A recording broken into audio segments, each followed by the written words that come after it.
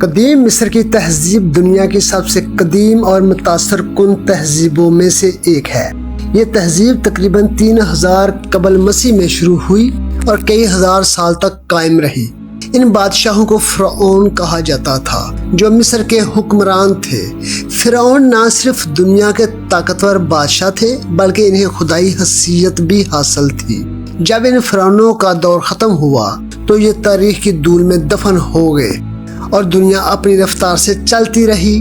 لیکن پھر ایک دن 1992 میں ماہر آثار قدیمہ کارڈر نے مصر کی وادی شاہی میں ایک ایسا مقبرہ دریافت کیا جس نے ساری دنیا کو حیرت میں ڈال دیا۔ یہ مقبرہ نوجوان فرعون توت عنخ آمون کا تھا جو اپنی مختصر زندگی اور پراسرار موت کے بعد تاریخ کی گہرائیوں میں کھو گیا۔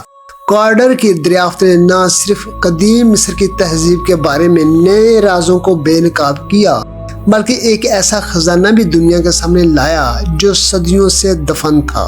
اس مقبرے میں موجود اشیاء نے فرعونوں کی زندگی، ان کے مذہبی عقائد اور ان کے بعد کی زندگی کے بارے میں عام معلومات دنیا کو فراہم کی۔ لیکن اس دریافت کے ساتھ ہی کچھ پراسرار واقعات بھی شروع ہو گئے جو فرعونوں کی لعنت کے نام سے مشہور ہوئے۔ 1992 کی اس تاریخ ساز دریافت کے دوران کارڈر اور اس کے ساتھیوں کو جب توت عنخ آمون کا مقبرہ ملا تو وہ اپنی آنکھوں پر یقین نہیں کر پا رہے تھے۔ مقبرے کی دیواروں پر نقوش، سونے کے تابوت، قیمتی زیورات اور نایاب اشیاء کی موجودگی نے اس مقبرے کو دنیا کے عظیم ترین آثار قدیمہ میں سے ایک بنا دیا۔ یہ خزانہ نہ صرف دنیا کے لیے حیرت کا باعث تھا بلکہ ایک نئے خوف کا آغاز بھی تھا۔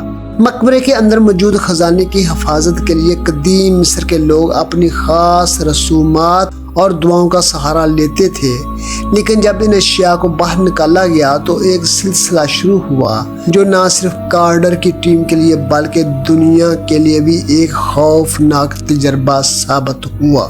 کارڈر کی ٹیم نے مقبرے کی دریافت کے بعد اس کے اندر موجود خزانے کو باہر نکالنے کا کام شروع کیا، لیکن جلد ہی لوگوں کو عجیب و غریب مشکلات کا سامنا کرنا پڑا۔ جو سائنسدان اس مہم کے مالی معاون تھے وہ ایک پراسرار بیماری کا شکار ہو گئے۔ ان کے رخسار پر ایک مچھر کے کاٹنے سے انفیکشن ہوا جس نے جلد ہی پورے جسم کو اپنی لپیٹ میں لے لیا۔ وہ شدید بخار اور درد سے تڑپتے رہے اور چند دن بعد ان کی موت ہو گئی۔ حیرت انگیز طور پر جب ان کی لاش کا معائنہ کیا گیا تو ان کے رخسار پر موجود زخم بالکل اسی جگہ تھا جہاں توت عنخ آمون کی ممی کے رخسار پر ایک زخم تھا۔ اس سائنسدان کی موت کے بعد ان کے بھائی ایوی گریفن کو بھی غیر معمولی حالات کا سامنا کرنا پڑا۔ ایک دن وہ اپنی گاڑی میں سفر کر رہے تھے جب اچانک گاڑی کا کنٹرول کھو بیٹھے۔ گاڑی تیزی سے ایک گہری کھائی میں جا گری، لیکن یہ حادثہ اس وقت خوفناک ہو گیا جب ان کے جسم کو گاڑی کے اندر سے جلا ہوا پایا گیا۔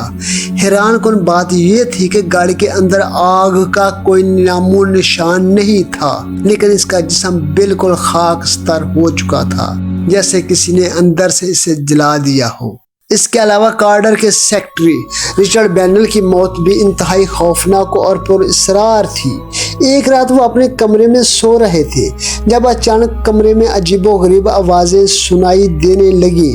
ان کے بستر کے نیچے سے دھواں نکلنے لگا اور کمرہ دھویں سے بھر گیا۔ وہ جان بچانے کے لیے بھاگنے لگے، لیکن جیسے ہی دروازہ کھولنے کی کوشش کی دروازہ خود بخود بند ہو گیا۔ ان کی چیخیں سننے والے لوگ دروازہ توڑ کر اندر پہنچے تو انہوں نے رچرڈ کو زمین پر مرا ہوا پایا۔ ان کے چہرے پر شدید خوف کے آثار تھے اور ان کی آنکھیں کھلی کی کھلی رہ گئی تھی۔ یہ تمام اموات نہ صرف پراسرار تھیں بلکہ ان میں خوف اور دہشت کا عنصر بھی نمایاں پایا جاتا تھا۔ فرعون کی لعنت نے ان لوگوں کو نہ صرف مارا بلکہ انہیں دردناک اور وحشت ناک طریقے سے موت کے گھاٹ اتار دیا، جس نے لوگوں کے دلوں میں ہمیشہ کے لیے خوف کی کیفیت پیدا کر دی۔ ان پراسرار اموات کے بعد توت عنخ آمون کی ممی کا راز مزید گہرا ہو گیا اور کئی دہائیوں تک کوئی بھی اس لعنتی خزانے کے قریب جانے کی جرت نہ کر سکا۔